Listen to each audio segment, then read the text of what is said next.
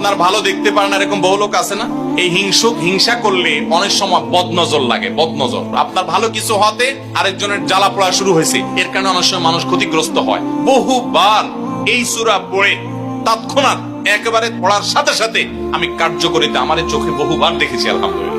নবী সাল্লাল্লাহু আলাইহি ওয়াসাল্লাম এক সাহাবীকে বলেছেন, তুমি কি জানো আজকে রাতে যে দুইটা সূরা আমার প্রতি নাজিল হয়েছে, যে আয়াতগুলো নাজিল হয়েছে, এইরকম আয়াত কোরআনে আরেকটা নাজিল হয় নাই।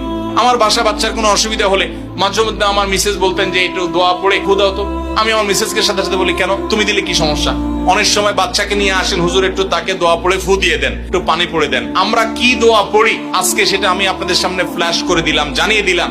আপনার যদি কোনো বিপদ হয়, আজকে অনেক ভাই প্রশ্নে লিখেছেন, অনেক সময় মানুষ বলে, ভাই আমার বাচ্চাটার এই সমস্যা, আমার ওই ওয়াইফের এই সমস্যা, আমার স্বামীর এই সমস্যা, আমার এই সমস্যা, আমরা আল্লাহর কাছে আশ্রয় চাইতে জানি না। আজকে শিখে যান, এই দুইটা সূরা নাজিল হওয়ার যে প্রেক্ষাপট, সেই ঘটনা শুনলে আমাদের ঈমান আরো বেড়ে যাবে ইনশাআল্লাহ।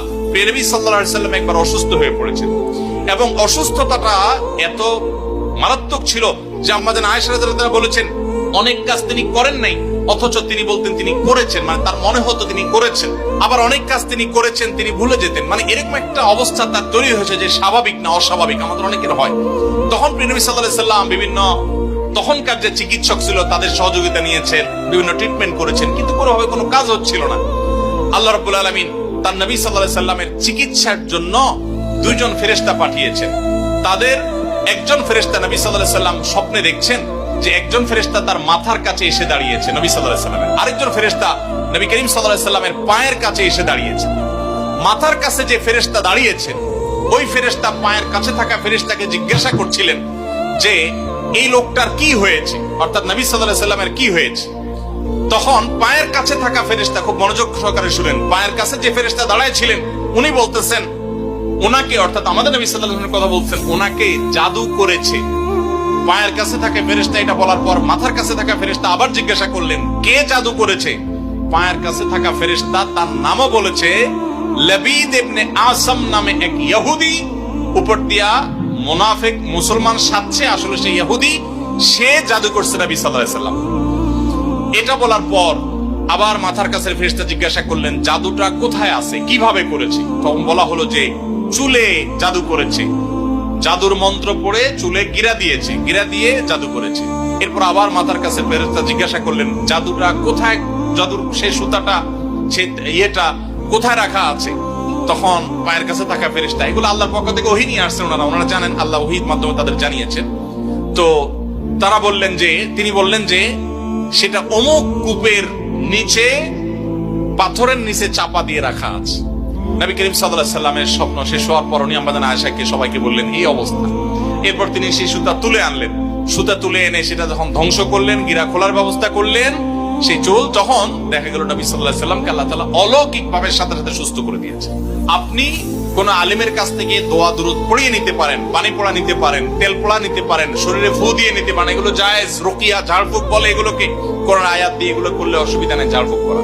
কিন্তু আপনারা যারা এখানে আছেন সবাই এই আমলটা করতে পারেন। সেটা কি? সূরা ফালাক এবং সূরা নাস আপনারা ঠিকমতো পড়বেন।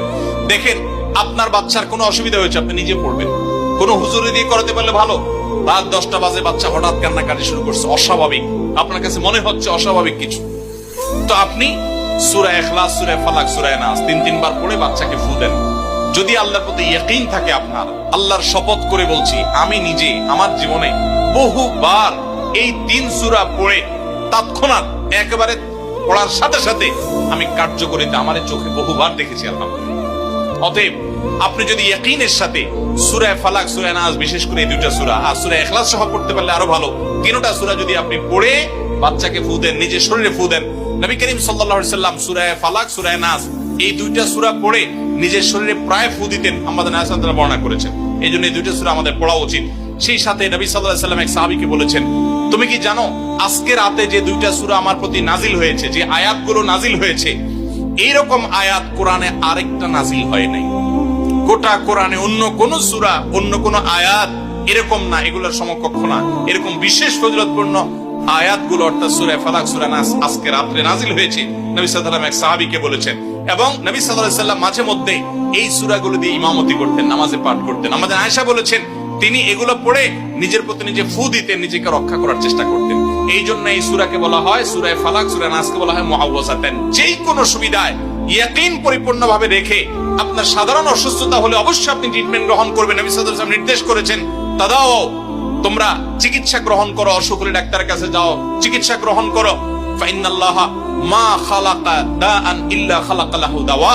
আল্লাহ এমন কোন রোগ সৃষ্টি করেন নাই যে রোগের প্রতিষেধক বা ঔষধ সৃষ্টি করেন নাই, সেটা তোমরা করো। সেই সাথে আবার কোরআনে এও বলা হয়েছে যে এই কোরআনকে মানুষের জন্য শেফা হিসেবে আল্লাহ দিয়েছেন। অতএব ইয়াকিনের সাথে আমরা এই আমলটা করব। আমি আবার বলছি, আমার জীবনে একবার নয়, আল্লাহর শপথ করে বলছি, বহুবার আমি দেখেছি সূরা ফালাক, সূরা নাস, সেই সাথে সূরা ফাতিহা। সূরা ফাতিহাটাও সর্বরোগের ঔষধ। সূরা ফাতিহা, সূরা ইখলাস, সূরা ফালাক, সূরা নাস, এগুলো পড়ে ফু দিয়ে পানিতে, তেলে, খাবারে, মানুষের উপরে যেই কোনো, বিশেষ করে জিন্নাতের সমস্যা, ব্ল্যাক ম্যাজিকের সমস্যা বা অস্বাভাবিক সমস্যা বা সাধারণ রোগ হলেও আল্লাহর কাছে আশ্রয় চাওয়া হলে আমি বহুবার দেখেছি যে আল্লাহ রাব্বুল আলামিন কুদরতি ভাবে তৎক্ষণাৎ সেটার কার্যকারিতা আমাকে দেখিয়েছেন, সাহায্য